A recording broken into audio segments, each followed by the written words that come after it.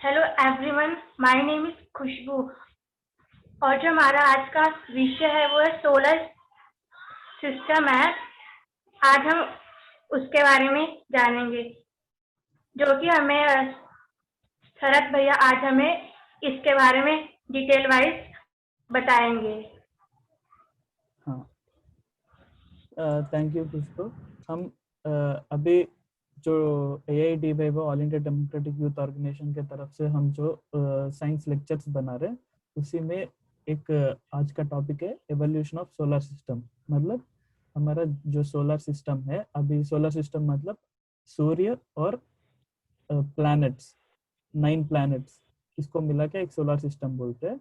आपको पता है ये सोलर सिस्टम कैसे फॉर्म हुआ, ये पहले क्या था और अभी जो अब हम देख रहे सोलर सिस्टम, सन जो बीच में है और 9 प्लैनेट्स उसके अराउंड घूम रहे, सन के चारों तरफ घूम रहे, वो कैसे स्टार्ट हुआ, वो कैसे फॉर्म हुआ।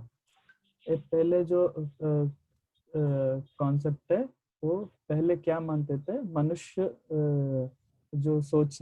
को सोचने का जो एबिलिटी स्टार्ट हुआ, तब से हम हर रोज सुबह सूर्य सूर्य उगते हुए देखते ईस्ट में, और वेस्ट में सूर्य नीचे जाते हुए हम देखते। और वैसे ही हमारा जो सैटेलाइट है मून, चंद्र, वो चंद्रमा कैसे वो भी रात को चंद्रमा आता और सुबह चंद्रमा जाता, वो सब कैसे हो रहा है, इसके बारे में मनुष्य सोचने स्टार्ट किया। और सोचने स्टार्ट जब किया उस टाइम में पहले क्या मानते थे, हमारा अर्थ जो है, धरती, हमारा भूमि ये बीच में है, और सन और मून, चंद्रमा और सूर्य हमारा धरती के अराउंड ऐसा घूम रहे, इसीलिए हमको ये सुबह और रात हो रहा है, सूर्य सूर्य घूम रहा है। और दूसरा प्लैनेट्स भी उसी टाइम पे, प्लैनेट्स मतलब मर्क्यूरी, वीनस, अर्थ के चारों तरफ मर्क्यूरी, वीनस जो उस टाइम पे भी दिखते थे आकाश में, वो भी हमारा चारों तरफ घूम रहे। वो उस समय का गैलीलियो से पहले, गैलीलियो आपको पता है बहुत फेमस साइंटिस्ट है, उससे पहले सब यही मानते थे। और पूरा दुनिया में, और रोमन चर्च एक बड़ा फेमस चर्च है, उसमें जो मानते थे वो, और रोमन चर्च क्या बोलता है वो ही सब मानते थे। और उसके उसके रोमन चर्च के बिलीफ है कि, मानना है कि अर्थ बीच में है और सूर्य हमारा चारों तरफ घूम रहा है। मगर गैलीलियो ने, फेमस साइंटिस्ट, एक टेलीस्कोप बनाया था। उसका पहले वो टेलीस्कोप के आधार पर आकाश में हम टेलीस्कोप पे ऐसा देखा तो सब ये चंद्रमा और सूर्य का पोजीशंस एक एक टाइम पे कैसा चेंज हो रहा है, और हमारा अर्थ का पोजीशन कैसे चेंज हो रहा है, वो सब एक एनालिसिस करके हर रोज रात को हम देखते हुए, वो गैलीलियो ने एक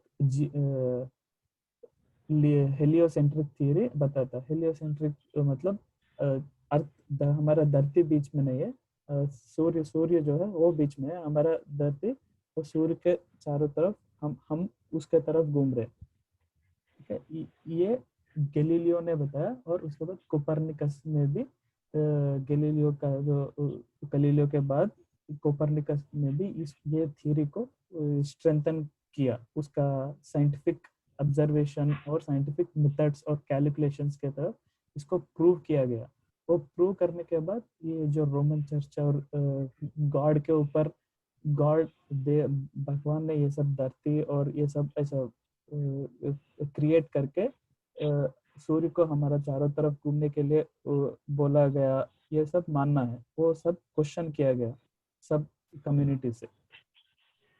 और इसके ये तो क्लियर हो गया, ये सूर्य बीच में है और अर्थ चारों तरफ घूम रहा है, और वैसे ही दूसरा प्लैनेट्स भी घूम रहा है। मगर ये सब आए कैसे, कैसे ये सब फॉर्म हुए, फर्स्ट कौन किया इसको, ये ऐसे ही नहीं आया, वो उसको कोई ने क्रिएट किया, और कैसे आया उसके ऊपर बहुत सारे चर्चा हो रहे थे उसी टाइम पे।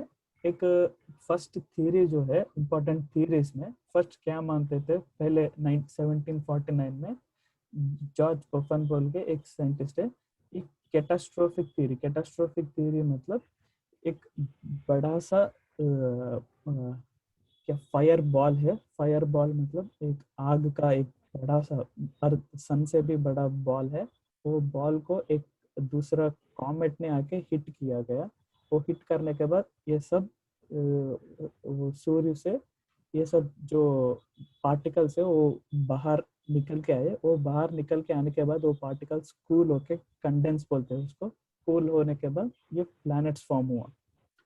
ये एक थ्योरी था, इसको कैटास्ट्रोफिक थ्योरी मतलब एक बड़ा सा फायर बॉल है, वो बॉल को एक कॉमेट ना के ऐसा पत्थर के जैसे एक मारने के बाद वो बॉल से थोड़ा जो पार्टिकल्स बाहर निकल के आया, वो पार्टिकल्स ही हमारा 9 प्लैनेट्स बने, वो फायर बॉल जो है वो सन बन गए, वो सन है, ऐसा एक मानना है। और दूसरा है cantt Laplace hypothesis.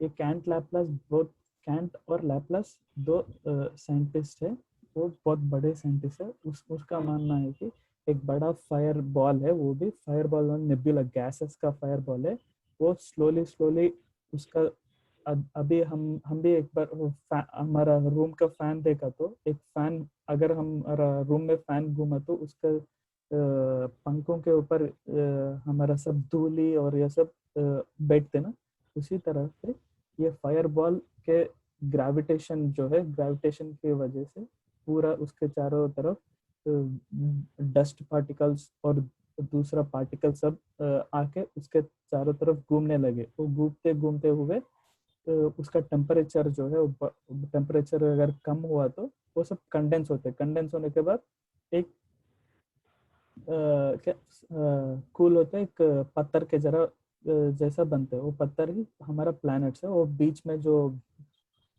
Hot gases है वो सन बन गए, ये एक मानना है। मगर ये भी क्वेश्चन किया गया, ये बहुत सालों तक ये इसको माना गया, कैंट लैपलास हाइपोथेसिस ये करेक्ट मतलब बोल के माना गया, मगर इसके ऊपर थोड़ा क्वेश्चन आया, क्योंकि सब अगर ऐसा हुआ तो सब एक ही लाइन में रहना है, मगर हमारा एक इंटरेस्टिंग टॉपिक और सब एक ही तरफ ही घूमना है, मगर अगर हम सैटर्न को देखा तो सैटर्न का रोटेशन जो है वो रिवर्स है, सब प्लैनेट्स ऐसा घूमते हैं, सैटर्न ऐसा घूमते हैं सन के तरफ, तो ये अगर ऐसा है तो सैटर्न ऐसा नहीं घूमना है, तो ये एक इम्पॉर्टेंट क्वेश्चनिंग पॉइंट बन गया कैंट लैपलास थ्योरी को।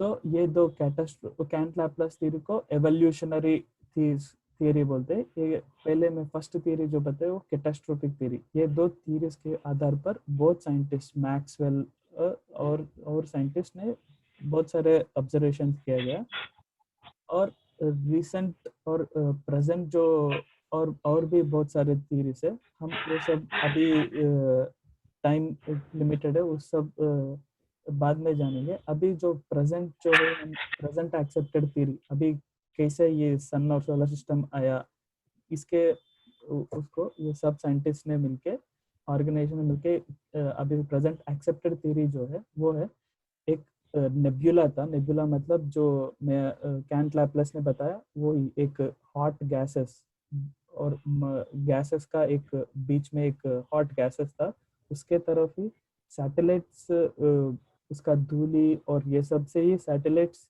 घूमने लगे, मगर उसमें सब ऐसा नहीं बने।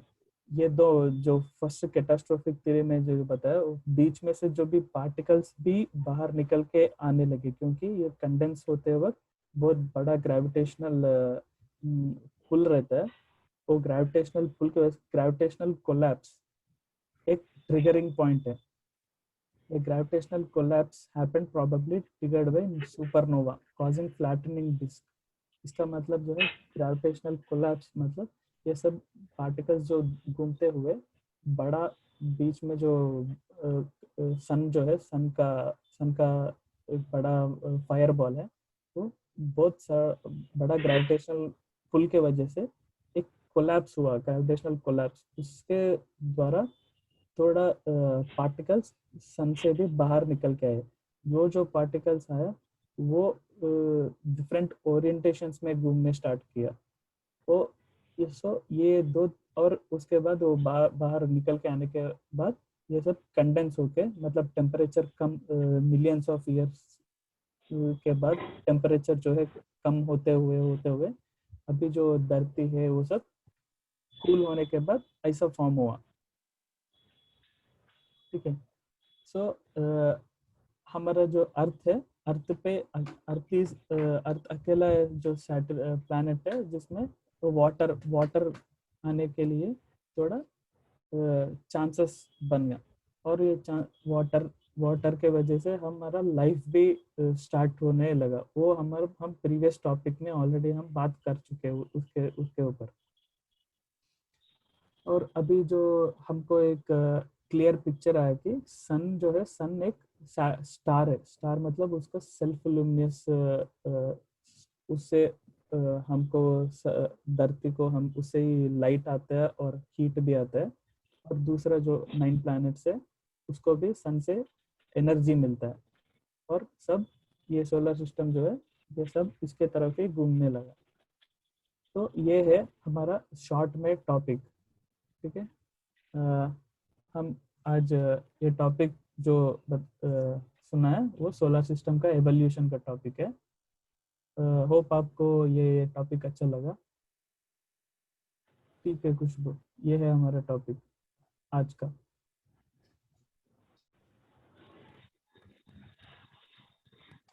धन्यवाद भैया, आपने हमें इतना अच्छा ये सब बताया।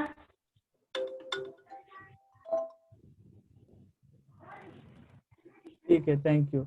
हम अगले टॉपिक में नेक्स्ट वीडियो बनाएंगे, और इसके ऊपर जो क्वेश्चन है वो कमेंट सेक्शन में आप हमें पूछ सकते हैं। ठीक है, थैंक यू।